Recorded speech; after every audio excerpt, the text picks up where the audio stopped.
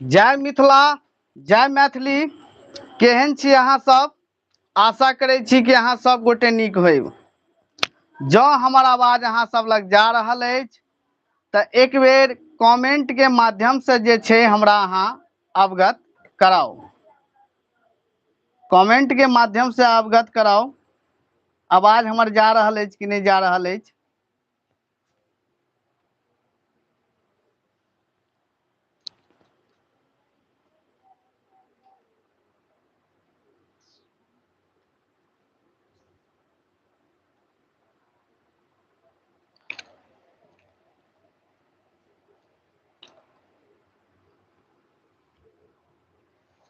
आजुक क्लास जो अछि ई महा मैराथन पर अछि।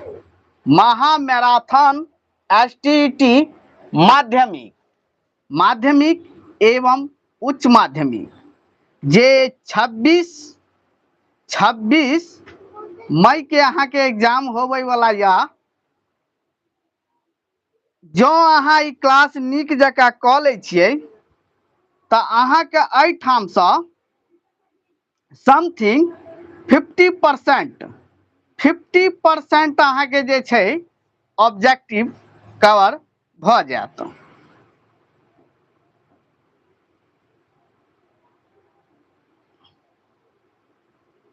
तऽ 1 मिनट अहाँ सब रुकू।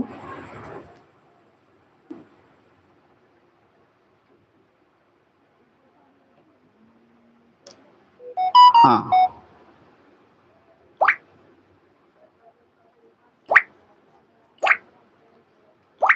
चलू 1 मिनट।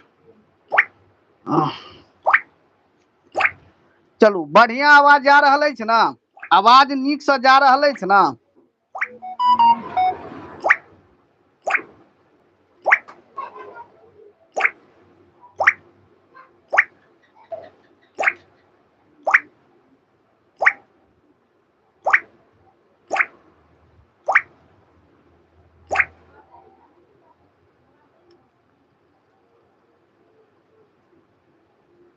चलू तो देखियो, ओना तो ई क्वेश्चन या प्रीवियस ईयर क्वेश्चन या, मुदा प्रीवियस ईयर क्वेश्चन में हम अनेको क्वेश्चन जे छै एहिठाम कवर हम करायब।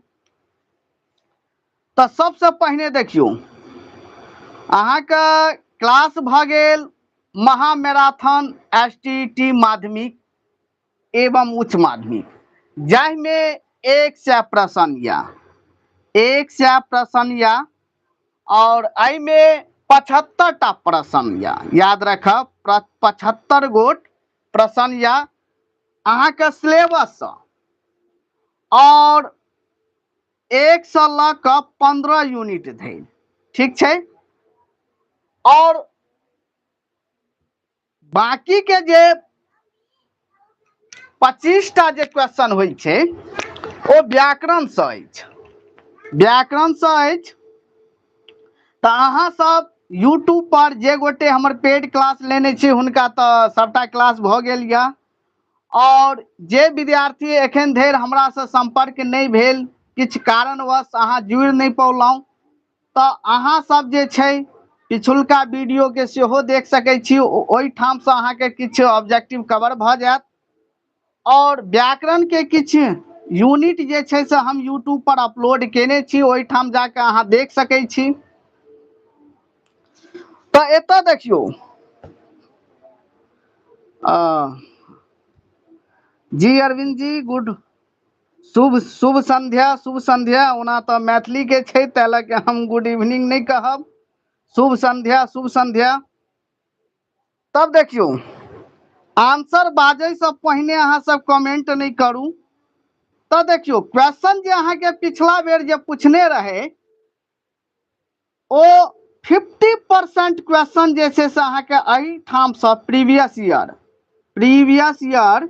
PYQ से अहाँके आयत। तो देखियो, सबसे पहिने जे अहाँके ई क्वेश्चन जे अछि अतीत कथा संग्रह, अतीत कथा संग्रह लिखने छथि।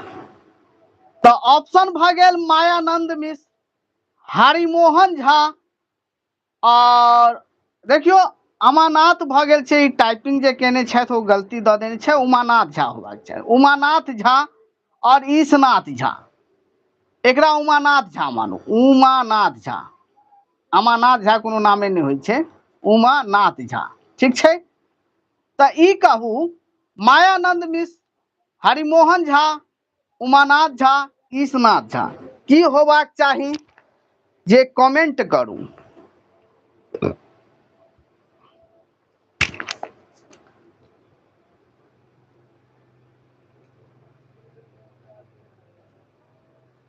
जी जी पिंकी जी, जी मैथिली में हम अहिना काज करैत रहब, बाकी अहाँ सबके सपोर्टिंग चाही।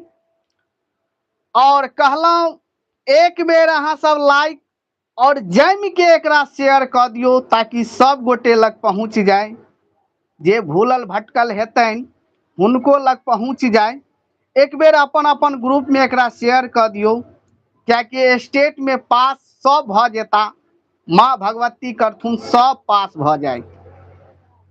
एकरा एक बेर अहाँ शेयर करू, जम के शेयर करू। सब गोटे के जवाब आबि रहल छथि। आनंद जी के जवाब आबि रहल छथि बी, बाकी सबके सी सी सी सी आबि रहल छथि। जो एहिमे जे विद्यार्थी खासतर प्रॉपर जे छै से स्टेट के लेल जुड़ल छी, तऽ हुनकासँ रिक्वेस्ट अछि, एखनो 2 दिन बाँचल या, नीकसँ तैयारी करू, भऽ जायत, निकलि जायत, निश्चित निकलि जायत। तऽ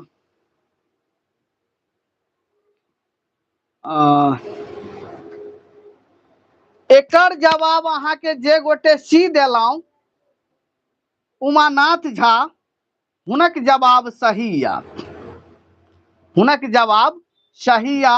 एहिसँ पहिने हम मोटा मोटी 20टा जे छै से ऑब्जेक्टिव के महामैराथन करौने रही, जाहिमे लगभग में हम 100 क्वेश्चन जे छै से कवर करेलहुँ। तऽ एक बेर अहाँ सबसे और आग्रह करब, एखन धरि विद्यार्थी मात्र जे छै से मात्र कतेक विद्यार्थी जुड़ल छथि, मात्र एखन धरि 24टा विद्यार्थी जुड़ल छनि। कनि एक बेर अहाँ सब अपन अपन ग्रुप में एकरा शेयर कऽ दियौ।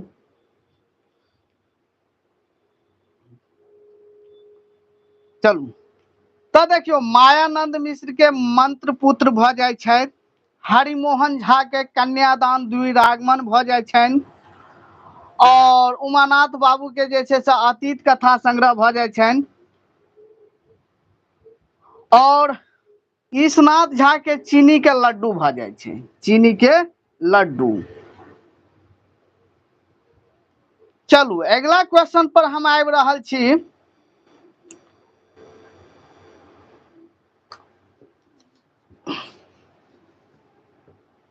मैथिली के प्रति जिनका भी अनुरागी या, ओ सब गोटे एकरा जम के शेयर करियो, चैनल के आगू बढ़ाओ, जतेक आगू बढ़तनि ई चैनल, आगू जाके एहि पर काज नीक जकाँ हेतनि। सब चैनल पर जे छै से लाइव आबि रहल छथि एखन, तऽ मैथिलियों पर लाइव एनाइ जरूरी छलनि। अतीत कथा संग्रह प्रकाशित अछि, एक बेर ध्यानसँ देखबनि। अतीत कथा संग्रह प्रकाशित अछि, ऑप्शन ए भऽ गेल साहित्य अकादमीसँ, मैथिली अकादमीसँ, चेतना समितिसँ, ग्रंथालयसँ। तऽ की जवाब हेतनि, ऑप्शन कमेंट में जे छै से पठाओ। और कहलहुँ आवाज केहन जा रहल अछि, स्क्रीन पर केहन दिखाई दऽ रहल अछि, कनि एक बेर अवगत कराउ।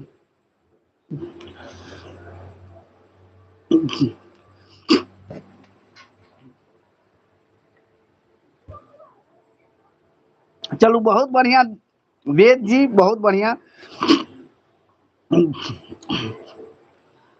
चलू साहित्य अकादमी, मैथिली अकादमी, चेतना समितिसँ आ ग्रंथालयसँ कहिया भेल?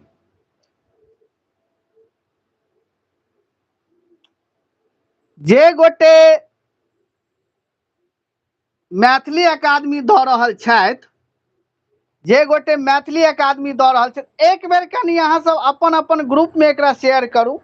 और हम जे छै से ग्रुप एडमिन सेहो हम अपन ग्रुप से हटा देने छी, पेड ग्रुप से, ओतो एक बेर शेयर कऽ दियौ, मैसेज कऽ दियौ सर लाइव छथि आबि जाउ, एक बेर जरूर अहाँ सब मैसेज कऽ दियौ, केओ गोटे जाके मैसेज करू। तऽ देखियौ, साहित्य अकादमी से, मैथिली अकादमी से, चेतना समिति से, ग्रंथालय से, तऽ एकर जवाब जते गोटे मैथिली अकादमी दऽ रहल छी, हुनका सब गोटे के उत्तर सही या, आंसर सही या, मैथिली अकादमी से भेल। एकटा चीज और एतऽ ध्यान देबनि अहाँ सब, एतऽ एहि बेर तऽ पूछलक कि अतीत कथा संग्रह प्रकाशित, मतलब कोन स्थान से, कोन संस्था से प्रकाशित छै, मैथिली अकादमी छै। मुदा भऽ सकैया अहाँके 26 तारीख के एग्जाम में ई पूछ सकैया कि अतीत कथा संग्रह कतऽ से प्रकाशित अछि, कतऽ से प्रकाशित अछि, तखन एक बेर कमेंट में दियौ धराधर उत्तर की होबाक चाही।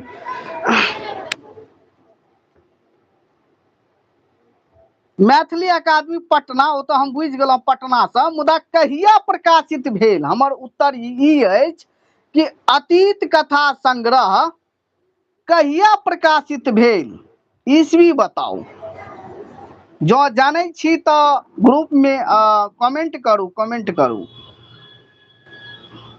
कमेंट करू, कहिया प्रकाशित भेल।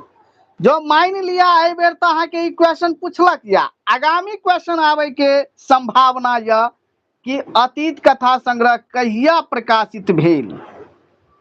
1984, 1984, 1984, बहुत नीक, बहुत बढ़िया उमेश जी, बहुत बढ़िया उमेश सिंह जी, बहुत बढ़िया ज्योति कुमारी, ज्योति कुमारी पटना, ओ तो पटना छूटि गेल छै, ओहिसे नहि मतलब छै, मैथिली अकादमी लागल छै ने, भऽ गेलै। हाँ, 1984, बहुत बढ़िया, बहुत सुंदर। जो क्वेश्चन पलट दिया कि अतीत कथा संग्रह कहिया प्रकाशित भेल, तो 1984 में, याद राखब 1984 में।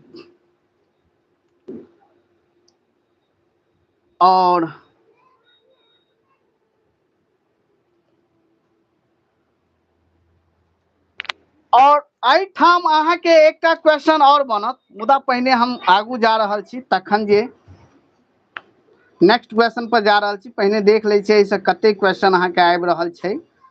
हाँ,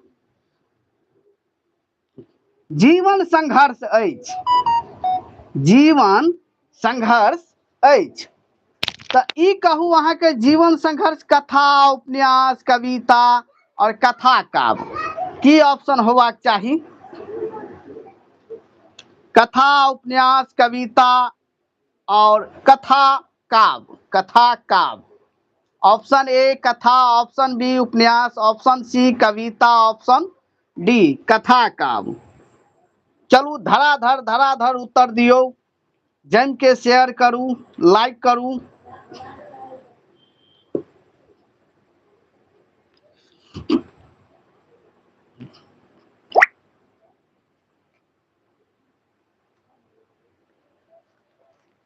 सब गोटे के जवाब ए आबि रहल छथि, ए आबि रहल छथि, बहुत बढ़िया, बहुत सुंदर।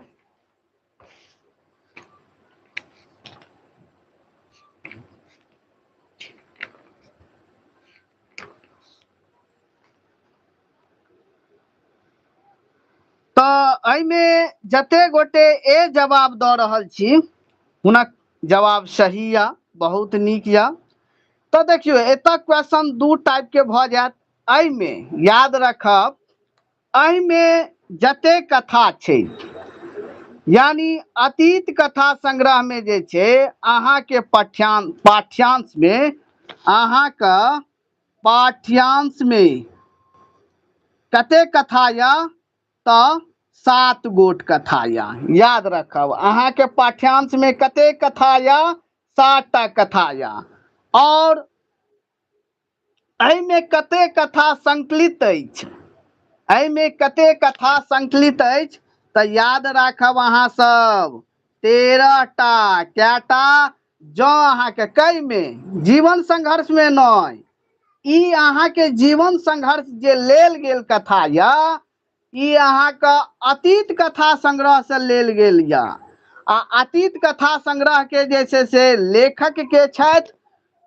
रचनाकार के छथि कनी कमेंट एक बेर धराधर दौड़ा दियो अच्छा वो भ गेल छै पहिल क्वेश्चन भ गेल छै रह दियो तो देखियो एतऽ जे हम अहाँ के बतौने रही ई तो भ गेल अहाँ के तो याद रखब जे यूनिट छै ओ यूनिट से मोटा मोटी 5-6 टा क्वेश्चन बनै छै आ वह 5-6 टा क्वेश्चन अहाँ के पूछे छै तो अतीत कथा संग्रह लिखने छथि उमानाथ झा ठीक छै तकर बाद अहाँ के दोसर क्वेश्चन उठा लेने छै ई प्रकाशित कतऽ से भेल या तो मैथिली अकादमी पटना से तकर बाद यह में एक क्वेश्चन और जुड़ जेतन कहिया प्रकाशित भेल तो 1984 में याद रखब 1984 में और तकर बाद अहाँ का एकटा क्वेश्चन और एतऽ अहाँ के जुड़ जाय छै कि उमानाथ बाबू के पुरस्कार कहिया भेटलनि उमानाथ झा का पुरस्कार कहिया भेटलनि तो याद राखब आई पोथी पर पुरस्कार सेहो भेटल छनि कहिया भेटलनि तो एक बेर कमेंट पुनः दोहरा दियो साहित्य अकादमी से पुरस्कार कहिया भेटलनि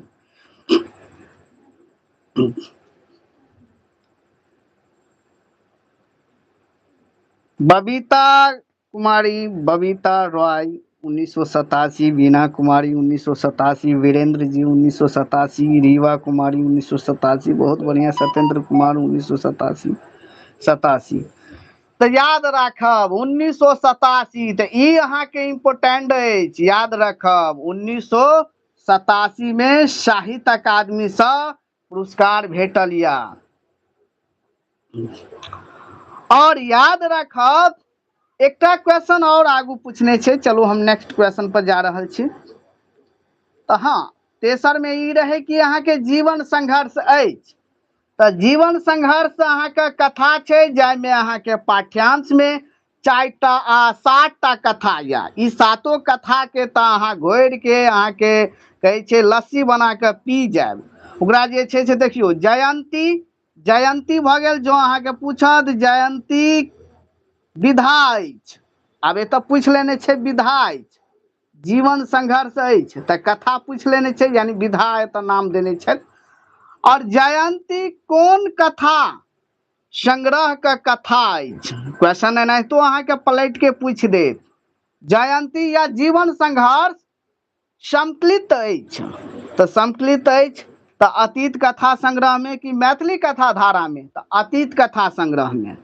याद रखब और एकटा और जे जयंती भ गेल रहस्य भ गेल दाम्पत्य भ गेल गाम घर के गप भ गेल और एकटा अतीत स्वयं कथो छे प्रायश्चित भ गेल आ जीवन संघर्ष भ गेल जे कि हम क्लास में अहाँ के बतेनिए रही मात्र 7 कथा के नाम याद क लेब चलू तकर बाद देखियो ई क्वेश्चन पूछने छे अतीत कथा संग्रह में कुल कथा के संख्या अछि तो एखने हम बतेलौं तैयो अहाँ एक बेर जे छे से कमेंट करू वेद जी 13 सुमित मिश्रा जी अहाँ 5 टा बतेलौं जी गलत अछि 7 टा हेतै 7 टा याद रखब 26 तारीख के मिस ने होय 13 टा बहुत बढ़िया बहुत सुंदर बहुत नीक 13 टा तो एहि में कते कथा संकलित अछि 13 टा और मैथिली कथा धारा में 15टा याद रखब। यह में दोसर पोथी देने या अहाँ का मैथिली कथा धारा कामाख्या देवी ओकर संपादिका भ गेलै, भूमिका निर्जा रेणु लिखने छथि, याद रखब मैथिली कथा धारा के। तो ई समाप्त भेल। और तकर बाद हम देखे छे कि पाँचम क्वेश्चन अहाँ के किया। हाँ एतो एक क्वेश्चन और जोड़ लेब, याद रखब एहि बेर यानी एसटीटी जे दोसर जे एग्जाम भेल रहे प्रीवियस ईयर में, तो ओहि में पूछने छे कि अतीत कथा संग्रह में कुल कते कथा या, तो 13टा। आ भ सकैया एहि बेर अहाँ के दोसर क्वेश्चन पलट देत कि अहाँ के पाठ्यांश में अतीत कथा संग्रह में कते कथा या। तो याद रखब 7 गोट, कैटा 7 गोट या 7टा।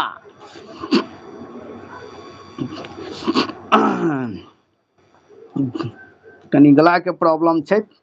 उमानाथ झा ई कथा यानी ई लिखल कथा अछि, उमानाथ झा का ई लिखल कथा संग्रह अछि, यानी उमानाथ झा के ई कौन कथा छे। तो एतऽ कनी एक बेर कमेंट दिया। पहिल भ गेल, दोसर भ गेल, तेसर भ गेल, चारिम भ गेल। ए में पहिल, बी में दोसर, सी में तेसर, डी में चारिम। की होबाक चाही। एक बेर जम के पुनः शेयर करू एकरा देखियो की होबाक चाही, कमेंट करू।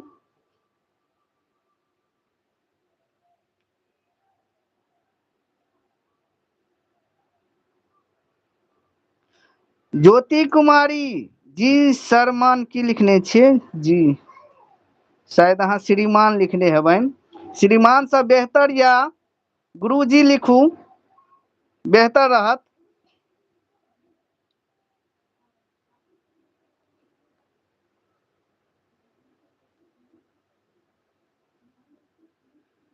हाँ प्रीति कुमारी ए, ज्योति कुमारी 2, बी जा रहल छे।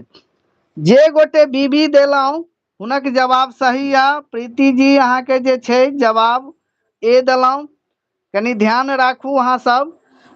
ई अहाँ के जे छे दोसर कथा या, कौन कथा या, दोसर कथा या, याद राखब। और यदि अहाँ के पलट देत, क्वेश्चन को पलट देत, तखन की करबै, तखन की करबै। जो अहाँ के पूछ लेत कि उमानाथ झा का पहिल कथा अछि, ई तो दोसर कथा छे अतीत कथा संग्रह। आ जखन पूछ ले कि दोसर कथा अछि, तखन की करबै, तखन त की होबाक चाही हिनक जे से पहिल कथा की होबाक चाही। दोसर कथा तो जान गेलौं, और पहिल कथा की होबाक चाही कुना, मतलब एक बेर धर कमेंट करू।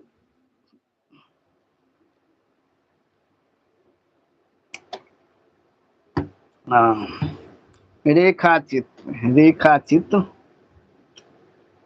प्रतिनिधि,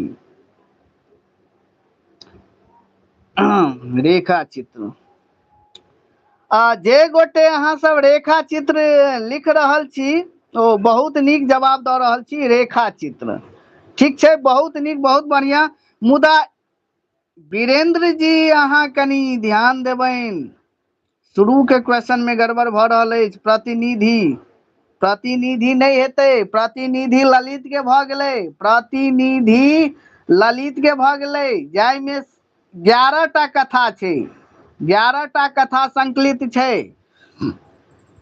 तो अहाँ के क्वेश्चन पलट देत, उमानाथ झा के पहिल कथा थी, तो उत्तर दऽ देत अहाँ के रेखा चित्र। की दऽ देत, रेखा चित्र। चलू 5टा क्वेश्चन में हम बुझियो न 15टा क्वेश्चन हम कवर करा देलौं।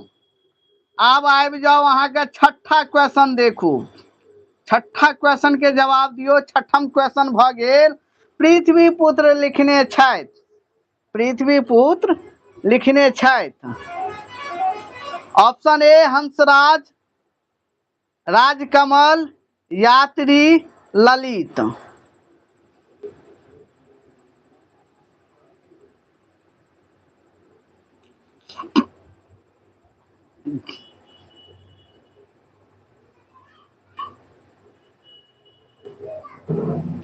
डी डी डी डी जा रहल छै ललित। बहुत बढ़िया, बहुत सुंदर, बहुत नीक। डी। चलू एकर उत्तर हेतै डी। आ ललित के पूरा नाम की छै? ललितेश मिश्र। ललितेश मिश्र। ललितेश मिश्र। तेश मिश्र।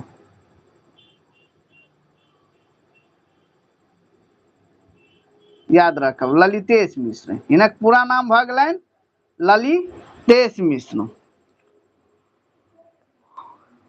और यात्री किनकर उपनाम थिक? एतऽ से हमरा क्वेश्चन पूछे के इच्छा भऽ गेल।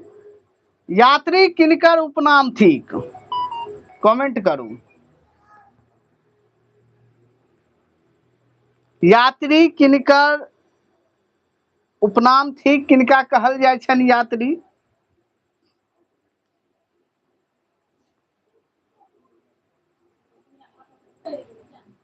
हरिमोहन झा का वैद्यनाथ मिश्र। वैद्यनाथ मिश्र।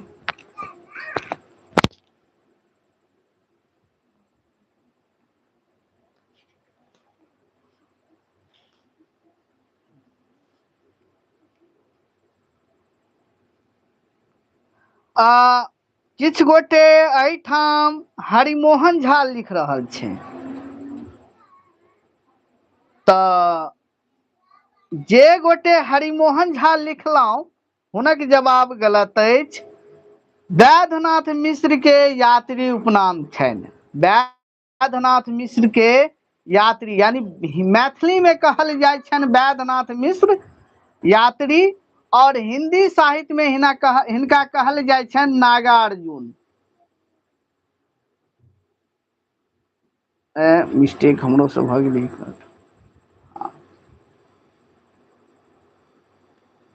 नागा अर्जुन। ठीक छै। तब देखियो राजकमल चौधरी के कहल जाइ छनि मनीन्द्र नारायण चौधरी। मनीन्द्र नारायण चौधरी। याद रखब। चलू ई तऽ लंबा खिंचा जेतै। सातम देखू। सातम भऽ गेल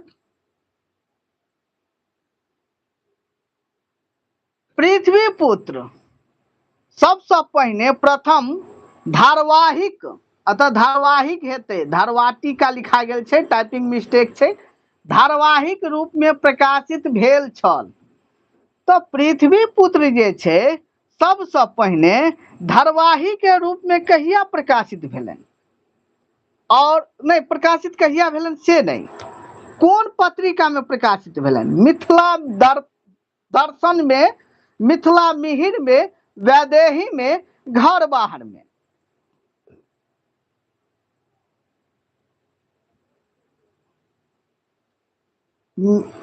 पृथ्वी पुत्र। पृथ्वी पुत्र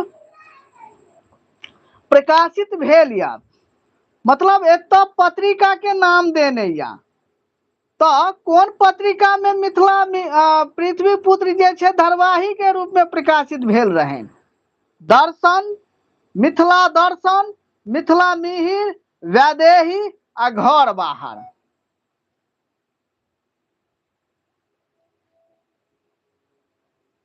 जल्दी फटाफट जवाब दियो, फटाफट।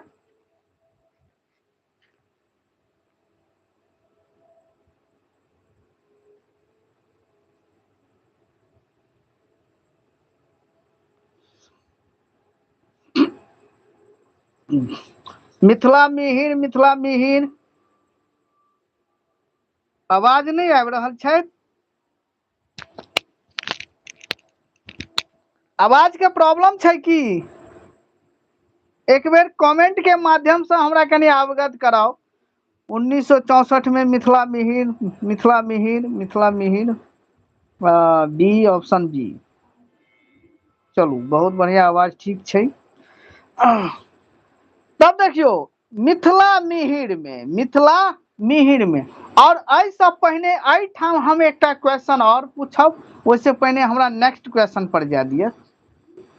एहि पर हम पुनः आब, पुनः आब। पहिने हमरा नेक्स्ट क्वेश्चन पूछल। ओहो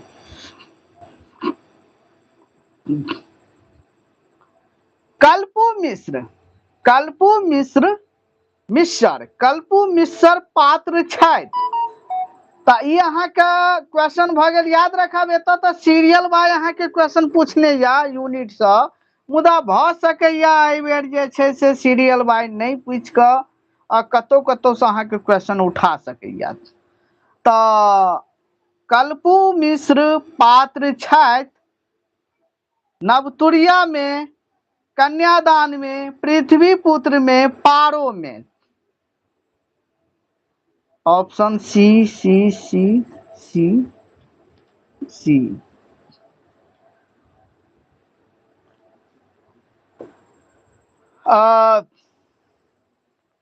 याद रखब किछु गोटे कनी जवाब जे हमर पेड बैच में छी हुनक जवाब कनी हम गलत देख रहल छी, तऽ कनी हमरा दुखी भऽ रहल यऽ, जे कि नहीं होबाक चाही।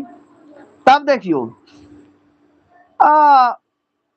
कल्पू मिश्र जे छै अहाँ के ई पृथ्वी पुत्र में या। ओनाहितो देखियो यदि शुरू से पृथ्वी पुत्र से क्वेश्चन लऽ रहल छै 5टा, तो पृथ्वी पुत्र में हेतै। और जेकरा अहाँ के कल्पनाथ कल्पनाथ मिश्र कहल जाइ छनि, हिनक पूरा नाम भ गेल कल्पनाथ मिश्र। और कल्पनाथ एमे मुख्य पात्र के रूप में जे छै बिजली भ गेल, बिजली। नायिका के छथि बिजली, और नायक के छथि, भ सकैया एहि बेर अहाँ के पूछ लेत पृथ्वी पुत्र के नायिका छथि तऽ बिजली। याद राखब। और हम एखन एहि क्वेश्चन के एहि पर दूटा क्वेश्चन हम और बनाएब, मुदा देख लै छी कहीं एकर जवाब हम पिछले क्वेश्चन के नहीं, अगला क्वेश्चन के नहीं हम एते दऽ दी, तै लके हम कनी जाय दिया। हम 10 क्वेश्चन तक करायब, तखन हम एहिठाम आयब। चलू 9म भ गेल, तखन हम पुनः एक बेर बैक आयब। जीवत, जीवत रहब पहिने, तऽ कनी टाइपिंग मिस्टेक छै। जीवत रहब पहिने जरूरी छै संसार में, तखने लोक लाज कहने छथि। ई के कहने छथि? रमानाथ झा, ललित, मदनेश्वर मिश्र आ कमलाकांत। कमलाकांत झा के कहने छै? ओना कमलकांत झा होबाक चाही, कमलाकांत झा। ऑप्शन बी जा रहल छथि, बी जा रहल छथि।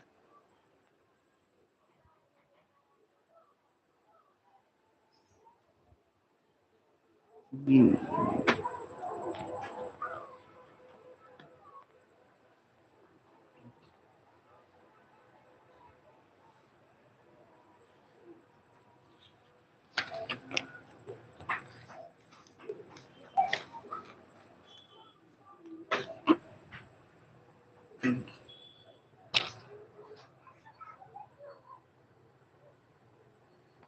बहुत बढ़िया, बहुत सुंदर, बहुत नीक। ऑप्शन नंबर जे गोटे बी देलौं हुनक जवाब सही या, हुनक जवाब सही या। मुदा एहि क्वेश्चन पर हम पुनः 10 क्वेश्चन के बाद रिटर्न आयब, पुनः रिटर्न आयब। तब देखियो। चलू अगला क्वेश्चन पर हम और जा रहल छी। एहि लऽ के हम नहीं बतेलौं, किछु और ओतऽ डिस्कशन करतियनि, ओहिसे पहिने भ सकै छै ओहि टाइप के क्वेश्चन अगला क्वेश्चन हेतै, तो ओकर जवाब विद्यार्थी पुनः दऽ देतनि। तऽ तै लऽ के जे छै से एतऽ देखियौ, पृथ्वी पुत्र उपन्यासक भूमिका लिखने छथि। पृथ्वी पुत्र उपन्यासक भूमिका लिखने छथि। के लिखने छथि? कहू के लिखने छथि? जितेंद्र प्रसाद, कमलाकांत झा, मदनेश्वर मिश्र, और ऑप्शन नंबर डी में भ गेल रामानाथ झा। कनी हम छोट क दी, देखियो क्वेश्चन तो नहीं दिख रहल अछि। पृथ्वी पुत्र के भूमिका लिखने छथि ए जितेंद्र प्रसाद, बी कमलाकांत झा, सी मदनेश्वर मिश्र आ डी रामानाथ झा। की होबाक चाही? किछु गोटे सी डी और सी डी जा रहल छथि, सी डी।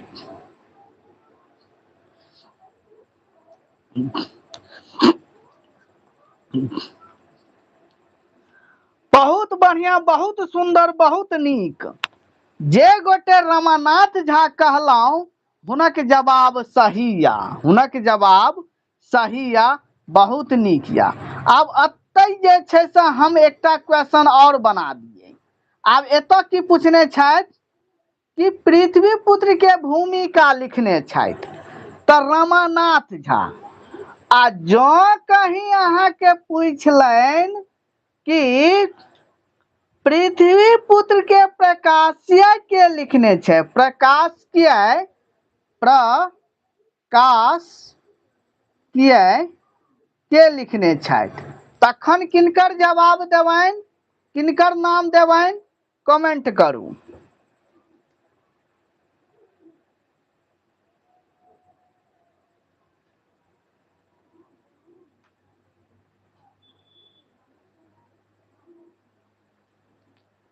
वीना कुमारी, मदनेश्वर मिश्र, मदनेश्वर मिश्र, हुकुमदेव जी, सी, ऑप्शन सी, सी मतलब एहि में से सी। जी जी जी।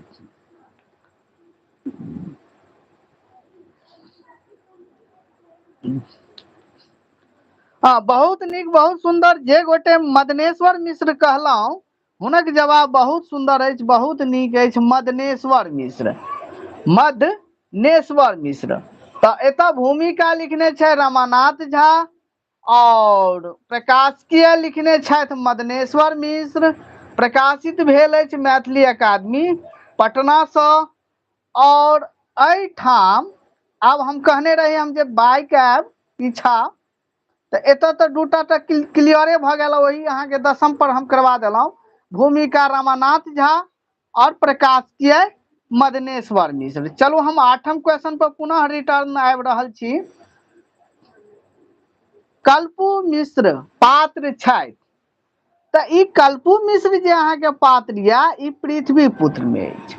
और जो अहाँके पूछि लेत कि बिजली पात्र अछि, बिजली पात्र अछि तऽ पृथ्वी पुत्र में, पृथ्वी पुत्र में, पृथ्वी पुत्र में, ठीक छै। और जो अहाँके पूछि लेत ई नायिका भऽ गेल, के भऽ गेल, नायिका। आबै के पूरा संभावना यऽ। जो पूछत पृथ्वी पुत्र के नायिका अछि तऽ बिजली। नायक के छथि, नायक, नायक स्वरूप भऽ गेल, स्वरूप याद रखब। ई बिजली आ स्वरूप दुनू भाय बहिन छलनि, समझ गेलहुं। तब देखियौ,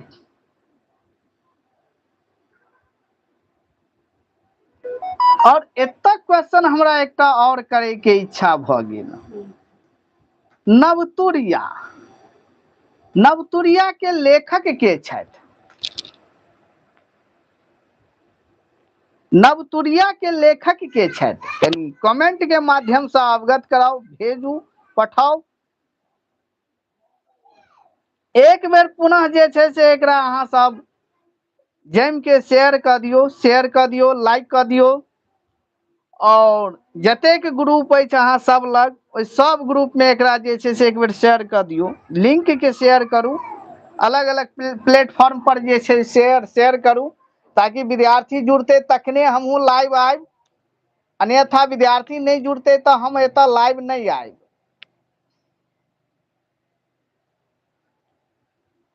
हरिमोहन झा, हरिमोहन झा, वैद्यनाथ मिश्र यात्री,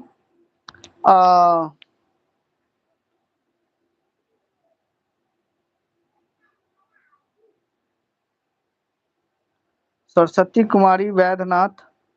और एक बेर एहि पर जवाब दियो, नवतुरिया, नवतुरिया के छथि,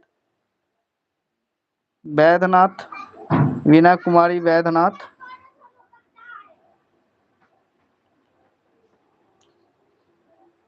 वैद्यनाथ मिश्र, सुमन जी, भरत कुमार जी, सुमन जी, वैद्यनाथ मिश्र, प्रीति कुमारी, प्रीति ठाकुर, वैद्यनाथ, ज्योति कुमारी वैद्यनाथ जी। वैद्यनाथ मिश्र यात्री और हिनक 3टा रचना भऽ गेल, जे कि एकटा पारो देने या, पारो हुनके रचना छथि। और बलचनमा उपन्यास भऽ गेल। नवतुरिया, पारो और बलचनमा 3टा हिनक रचना भऽ गेल, याद राखब। चलू अगला क्वेश्चन पर हम जाइ छी, पुनः एक बेर देखै छियै एहिठाम। हाँ, सातम पर आबि जाओ। सातम क्वेश्चन अछि कि पृथ्वी पुत्र धारावाहिक के रूप में प्रकाशित भेल छल, तो एकर उत्तर अहाँ सब देने रहिए मिथिला मिहिर में। आ जो क्वेश्चन के पलट देत तखन की करबै?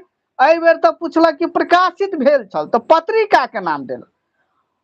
और ई पूछत अहाँ का पृथ्वी पुत्र धारावाहिक के रूप में कहिया प्रकाशित भेल? मिथिला मिहिर में। ओ तो नाम की दऽ देतै? मिथिला मिहिर में। मिथिला मिहिर में धारावाहिक के रूप में प्रकाशित भेल छल, तखन की करबै अहाँ सब? तो कहिया भेल रहन एकर? मिथिला 1900। आब हमरा मुंह से आधा लटकले रह दियौ, कमेंट करू कहिया हेतै? 1900 के बाद एतऽ की होबाक चाही? 66 कि 77 कि 78 की होबाक चाही? कि 65 की होबाक चाही? राकेश जी 65, 65, 64, 65, 64, 65, 1984, 1900। एतऽ अहाँ सब कंफ्यूज कर रहल छी, कंफ्यूज कर रहल छी, कंफ्यूज कर रहल छी। देखियो एहिठाम जे छै, एहिठाम जे छै अहाँके वैद्यनाथ जी 1%, 1900। अच्छा अच्छा 99% मतलब। चलू एहिठाम जे अहाँके भऽ जेतै 1964। जे गोटे सब 1964 देलो धराधर, बहुत बढ़िया, बहुत सुंदर, बहुत नीक। 1964। आ जो अहाँके क्वेश्चन, कियाकि ईस्वी वाला छै तऽ ईस्वी वाला में पूछबे करत, क्वेश्चन कोना बनायत सेहो पर ध्यान दियौ हम की कहि रहल छी। पृथ्वी पुत्र प्रथम, या प्रथम नहियो छोड़ के सीधा रहत कि पृथ्वी पुत्र धारावाहिक के रूप में, धारावाही रूपे मिथिला मिहिर में कहिया प्रकाशित भेल? तो 1964। एतो एकटा क्वेश्चन और बनबे के प्रयास करत कि पृथ्वी पुत्र प्रकाशित कहिया भेल? पृथ्वी पुत्र पुस्तक के रूप में प्रकाशित कहिया भेल? एक बेर कमेंट और करू धर धर।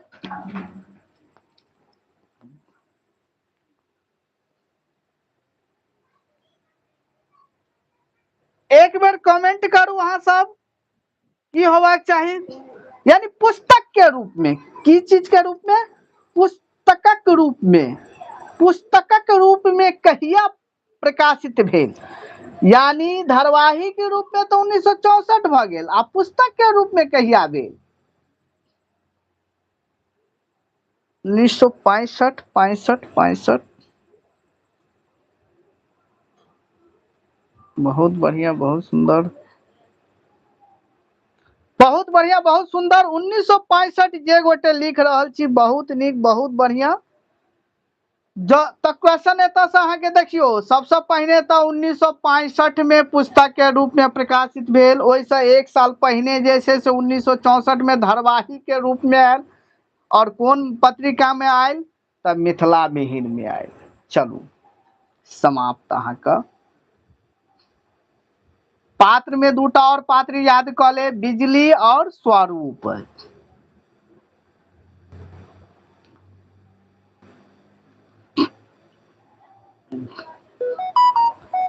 11म क्वेश्चन भ गेल।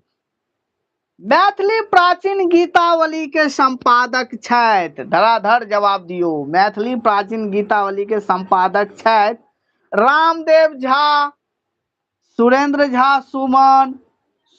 देखियो पहिने तो छे रामदेव झा मधु, दोसर में सुरेंद्र झा, सुमन आ रामदेव, तेसर में सुरेंद्र झा, सुमन एवं अमर जी, आ चारिम में अमर जी आ रामदेव। तो की जवाब होबाक चाहिए? Option A, B, C, D.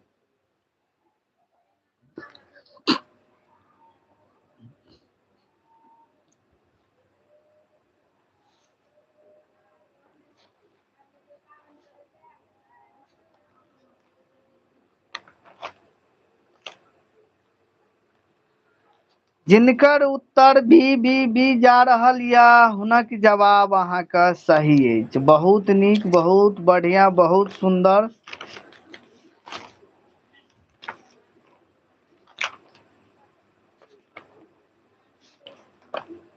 तो अगला क्वेश्चन देखियो अहाँ सब। तो एतऽ तो अहाँके संपादक के नाम भ गेल। चलू आगामी हम देखे छियै और कोनो क्वेश्चन पर। 12 भ गेल मैथिली प्राचीन गीतावली। ई याद रखब, यूनिट 3 से पूछ रहल अछि। यूनिट 3 पर आबि गेलहुं। मैथिली प्राचीन गीतावली प्रकाशित अछि और यूनिट के नाम या आरंभिक एवं मध्यकालीन काव्य। आरंभिक एवं मध्यकालीन काव्य। तो जे गोटे ओहि में जवाब देने रही बी, बहुत बढ़िया, बहुत सुंदर। और एहि में आबि जाओ, मैथिली प्राचीन गीतावली प्रकाशित अछि ए साहित्य अकादमी से, बी ग्रंथालय से, सी मिथिला पुस्तक केंद्र से, आ डी चेतना समिति से। एक बेर जम के एकरा शेयर करू, शेयर करू। लाइव जे छै से बहुत कम विद्यार्थी जुड़ल छनि, भ सकै छनि हुनका सब लग नहीं पहुंचलनि। एक बेर शेयर करू। जो शेयर करब विद्यार्थी जुड़त त हम एक बेर पुनः काल्हि खुना लाइव आयब।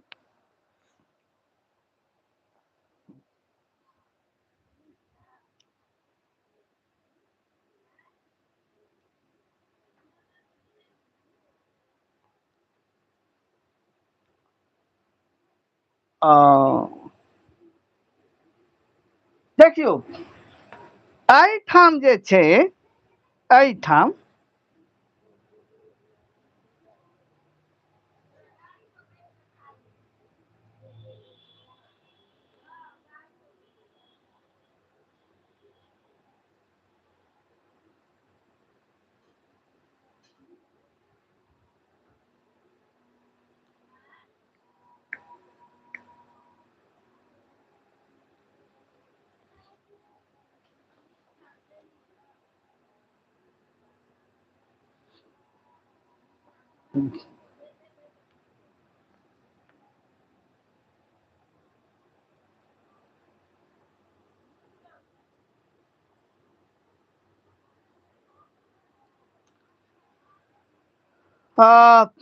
एहिठाम अहाँ सब की जवाब देलहुं, एक मिनट। ऑप्शन नंबर सी ए जा रहल छथि। बहुत बढ़िया, बहुत सुंदर। मुदा एहि में किछु गोटे जवाब देलथि मैथिली अकादमी पटना से, जे कि ऑप्शने नहीं छै। ऑप्शने नहीं छै एहिमे। एकर उत्तरे अहाँके गलत छै। उत्तरे नहीं छै एहिमे। तो यह तो पकड़बाक चाही ना। और ई भेलै कि अहाँके बता रहल छी कि टाइपिंग करे के लेल यही पर ऑब्जेक्शन सेहो कयल गेल छलै। पिछला बेर जे ई क्वेश्चन पूछल गेल छलै तऽ एहि पर ऑब्जेक्शन कयल गेल छलै, तें लऽ के जे छै हुबाहू एकरा टाइपिंग भऽ गेलै। तऽ याद रखब, यदि एहि टाइप के अहाँ सबके क्वेश्चन कहीं बाय द वे आयत, याद रखब कम से कम 5टा क्वेश्चन अहाँ सबके गलत देत। 5टा क्वेश्चन गलत देत, ध्यान राखब। तऽ एहिमे अहाँके की हेतै, मैथिली अकादमी पटना, जे कि ऑप्शने नहीं छै। मैथिली अकादमी पटना हेतै। वेद जी ऑप्शन सही है क्या, कुछ कमी है? मैथिली में बाजता हूँ तो बहुत नीक, बहुत बढ़िया। हाँ ठीक छै, ऑप्शन नहीं छै। चलू आब क्वेश्चन एतऽ अहाँके कनि हम पुनः एकटा 5 बेर एकरा रिपीट कर छी, 15 तक जाइ छी, तकर बाद हम पुनः जे छै से दोबारा रिटर्न आब जे कोन कोन क्वेश्चन छूटि गेल छै, कोन क्वेश्चन आबै के संभावना छै। एक मिनट चलू।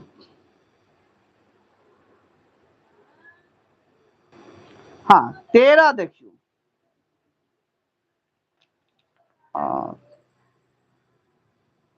12 भऽ गेल अहाँके, 13 पर आबि जाउ। चलू एते हम अहाँके 12 पर डिस्कशन करै छी, आगू क्वेश्चन नहीं छै ओहि टाइप के, तो 12 पर हम डिस्कशन करै छी। 12 पर जो अहाँ के पूछत मैथिली प्राचीन गीतावली प्रकाशित अछि त मैथिली अकादमी पटना से, मैथिली अकादमी पटना से, ठीक छै। दोसर क्वेश्चन अहाँ के एठाम ई बनत कि ई कहिया प्रकाशित भेल, मैथिली अकादमी पटना से ई कहिया प्रकाशित भेल। एक बेर पुनः जे छै से अहाँ सब कमेंट करू।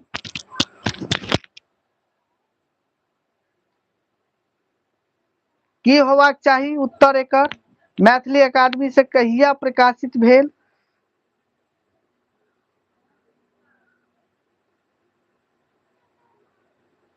मैथिली प्राचीन गीतावली मैथिली अकादमी से कहिया प्रकाशित भेल।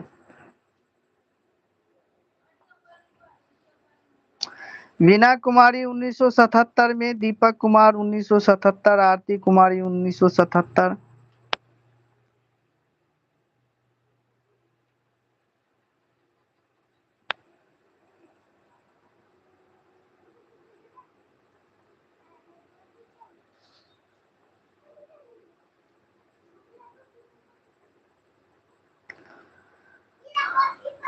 देखियो जे गोटे अत जवाब देला 1977 में, हुनक जवाब अहाँ के सही या 1977।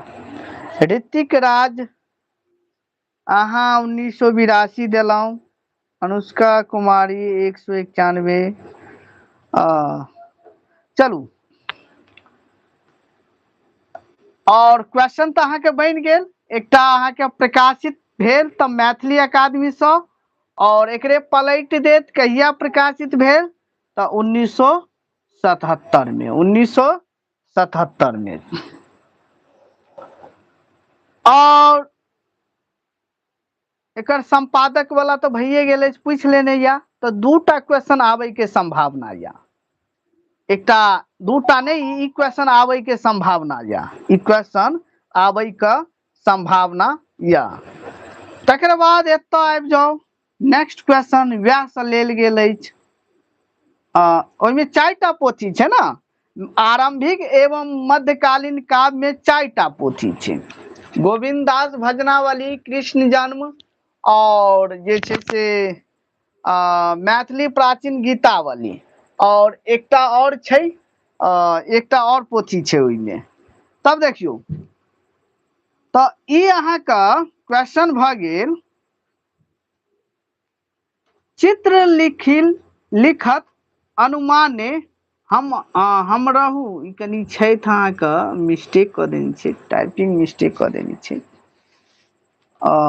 ई अहाँ के उक्ति पूछने छै, एकरा हम देखे छी भ सके छै टेस्टो सीरीज में ई उक्ति अहाँ के गलत लिखल छै। त एकर ई जे उक्ति जे लेल गेल या, ई उक्ति किनकर लेल गेल अछि, चित्र लिखल, एक मिनट, चित्र लिख अनुमाने हमर हूँ नगर पुरिया पचवा में। ये तो कनी मिस्टेक छै, एत हम कनी देख ले छी अहाँ सबके, एत अहाँ के त ई अहाँ के उक्ति लेल गेल या अमृत करके, किनकर, अमृत करके। एकरा याद क ले, भ सके छै वे रिपीट अहाँ के क्वेश्चन करत, ई क्वेश्चन अहाँ के रिपीट कर सकैया।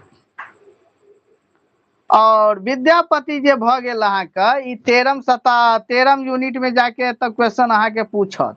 विद्यापति अहाँ के भ गेल मध्यकालीन जनक भ गेल। अमृतकर विद्यापति के समकालीन भ गेल, अमृतकर विद्यापति के समकालीन भ गेल। और ज्योतिरीश्वर हिनक पूर्ववर्ती कवि भ गेल, लोचन सेहो हिनक समकालीन भ गेल, और गोविंद दास परवर्ती भ गेल, परवर्ती, लोचन हिनक समकालीन भ गेल, आ परवर्ती भ गेल, लोचन परवर्ती भ गेल, समकालीन नहीं परवर्ती भ गेल, मिस्टेक भ गेल, परवर्ती भ गेल। तब देखियो लोचन यहाँ के राग तरंगनी के रचयिता छथि, जे कि यहाँ का संगीत शास्त्र पोथी छै, जाहिमे 51 टा गीत जे छै विद्यापति के अछि। और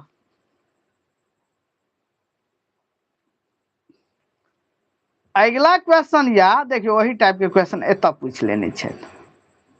पहिनवार वंशक अंतिम राजा छलाह।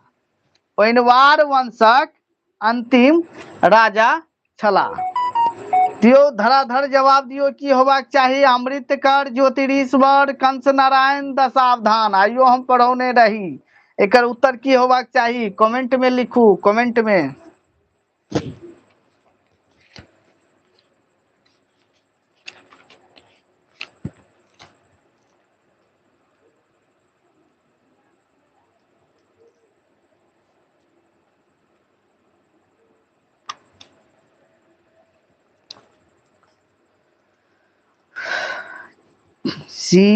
सी कंस नारायण, विद्यानंद यादव, देखियो प्रीवियस ईयर क्वेश्चन पर जे गलत जवाब देबही तखन कुना हेतै। 26 के एग्जाम छै, 26 के एग्जाम छै आ तखनो प्रीवियस ईयर क्वेश्चन में जो अहाँ सबके गलती हेतै तऽ कुना हेतै से कहू हमरा। तऽ एकर उत्तर जे गोटे सब अहाँके सी देलहुँ हुनक जवाब सही या कंस नारायण हैत। की हेतै? कंस नारायण। याद राखब।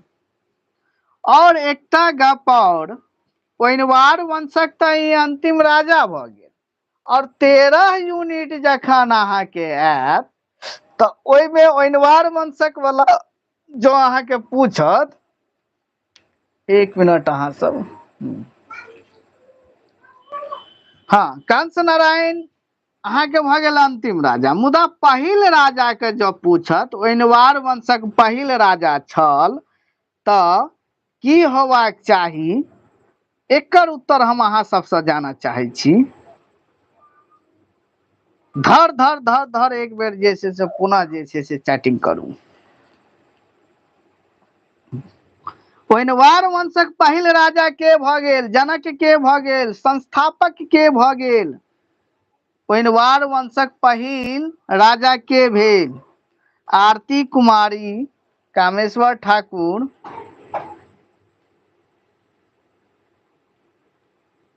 Kameshwar Thakur,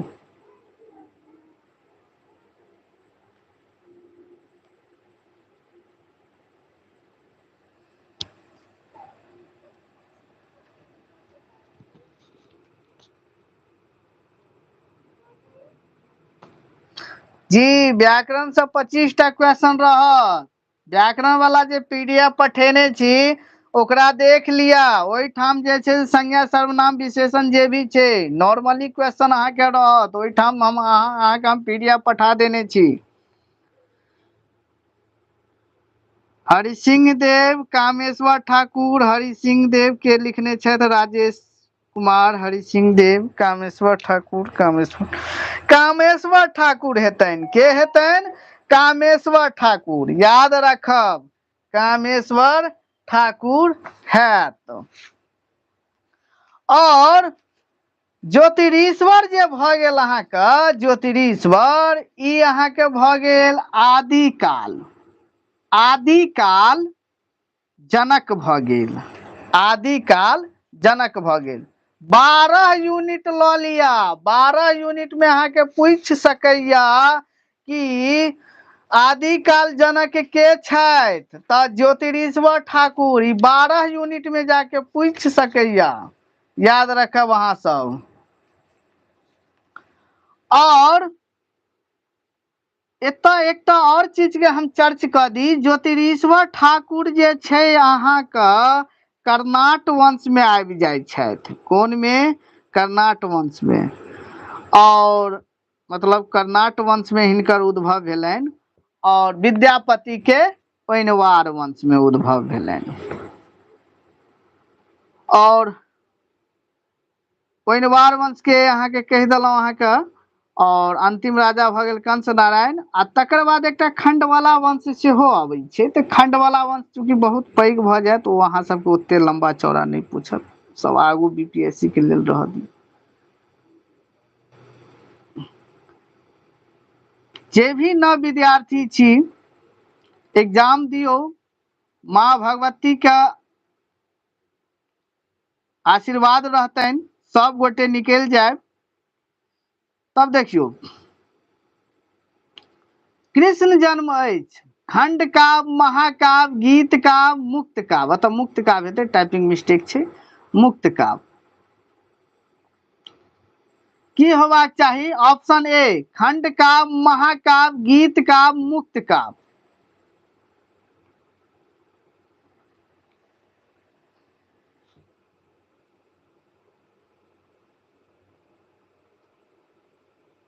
option B B B B कनी हम देखऽ चाहे छी कते गोटे के आंसर सही या गलत जा रहल छै।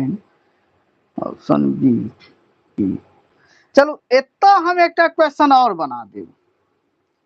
कृष्ण जन्म जे गोटे ऑप्शन बी देलहुं महाकाव्य, हुनक बहुत बढ़िया, बहुत सुंदर, बहुत नीक। और एतऽ अहाँके एकटा क्वेश्चन और बनत कि कृष्ण जन्म कतेक अध्याय में विभाजित अछि? एक बेर और अहाँ सब कमेंट करू, कृष्ण जन्म कतेक अध्याय में विभाजित अछि?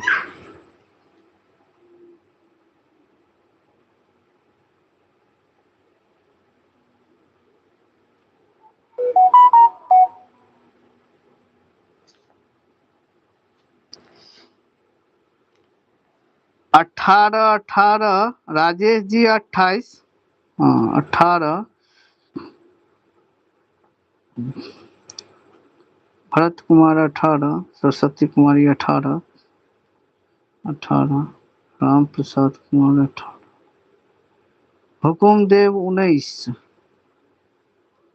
18। जे गोटे सब 18 जवाब देलहुं हुनक जवाब सही है। और 19 ने हेते 18 अध्याय में विभाजित छै। कते अध्याय में? और मैथिली साहित्य पहिल महाकाव्य थिक, पहिल महाकाव्य थिक। आ दोसर महाकाव्य भ जाइत अछि मिथिला भाषा रामायण चंदा झा क। मिथिला भाषा रामायण चंदा झा क, याद रखब। चलू अगला क्वेश्चन पर। एकर रचयिता भ गेल, कृष्ण जन्म के रचयिता भ गेल मनबोध। मनबोध। जीवन यात्रा पुरस्कृत अछि। जीवन यात्रा पुरस्कृत अछि। ऑप्शन ए मैथिली अकादमी सँ, ऑप्शन बी ज्ञानपीठ सँ, ऑप्शन सी राष्ट्रपति सँ, ऑप्शन डी साहित्य अकादमी सँ।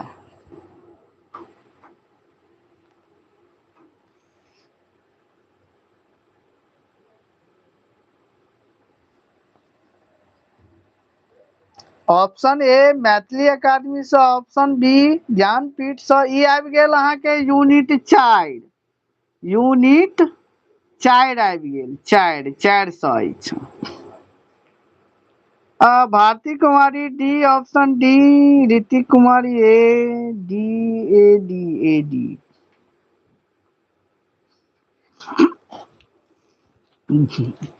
अतः विद्यार्थी के जे ऑप्शन छै ओ 50-50 के रेशियो में छै। 50-50 के रेशियो में छै। कुना हेतै यौ? जीवन यात्रा पुरस्कृत अछि। जीवन यात्रा पुरस्कृत अछि अस्मिता कुमारी, ऑप्शन सी। राम प्रसाद पसंद कुमार जी, ऑप्शन ए। बबीता। बड़ा समस्या छै यौ। साहित्य अकादमी हेतै। की हेतै? साहित्य अकादमी हेतै, याद राखब। साहित्य अकादमी हेतै। एक बेर जम के पुनः एक बेर जे छै से शेयर करू, लाइक करू। और जे छै से कमेंट तऽ भइए रहल छै उत्तर में। तऽ एक बेर जम के एकरा जे छै से अलग अलग ग्रुप में शेयर क दियौ। लिंक के शेयर करू, विद्यार्थी बहुत कम जुड़ रहल यऽ। तब देखियौ तऽ ई अहाँके साहित्य अकादमी सँ पुरस्कृत अछि। आ एतै पलट देत उत्तर के की जीवन यात्रा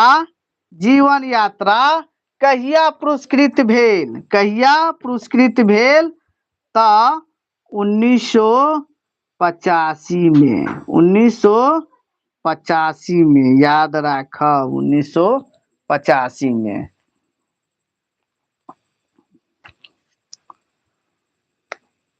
हम आब जे छै एहिठाम सँ एक मिनट चलू हम एकटा क्वेश्चन और हम एतऽ कऽ दै छी, तखन हम ब्रेक लऽ लेब।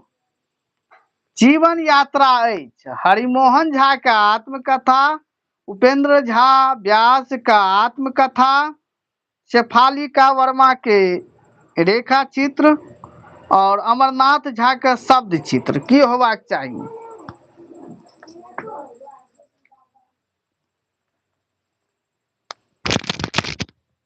Option A, option B, option C, option D.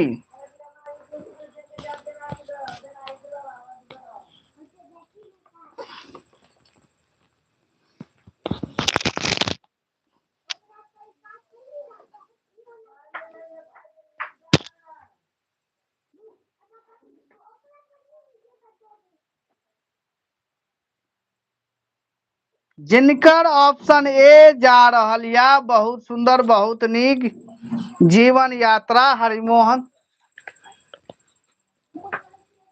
Harimohan Jha के जे छै आत्मकथा छै आ ई 1984 में पुस्तक बन के बहरेलैन और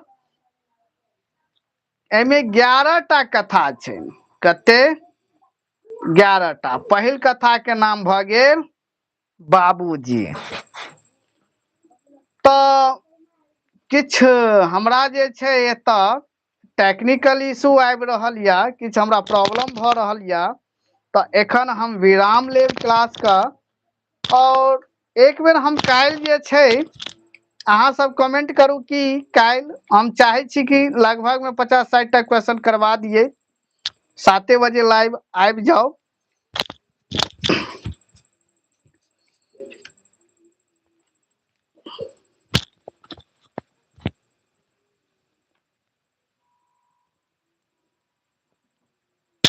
याद रखब, देखियो ज्यादा जे छै ना, जते अहाँ सबके क्लास हम करवेलहुं, पीडीएफ देलहुं, ओकर स्टार्टिंग के जे छै से 7-8 टा क्वेश्चन देखियो भ जेतै, वएह से भ जेतै। किछ हमरा टेक्निकल प्रॉब्लम आबि रहल या तो हम विराम लेब। केहन क्लास लागल एक बेर, की मैथिली के क्लास सही रहे छै, आन विषय के अपेक्षा क्लास सही जा रहल छै?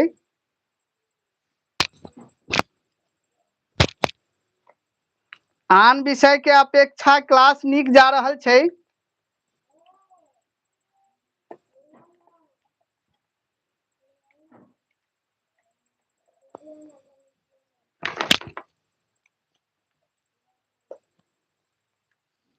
चलू ऋतिक कुमारी बहुत बहुत धन्यवाद। आरती कुमारी बहुत नीक रहल सर, बहुत नीक, बहुत बढ़िया। जी चलू बहुत नीक, बहुत बढ़िया। अहाँ सबके जे छै से एग्जाम बहुत सफलतापूर्ण होय, ताकि अहाँ सब पुनः जे छै बीपीएससी के लेल लागि जाओ और प्रयास करू स्टेट सब गोटे निकाले का, स्टेट पुनाहितो जे छै सफलता एहिमे प्राप्त भ जाय और बीपीएससी के तैयारी में पूर्ण रूप से अहाँ सब लागि जाओ। बहुत बहुत धन्यवाद अहाँ सबके लेल। चलू हम समाप्त कर रहल छी।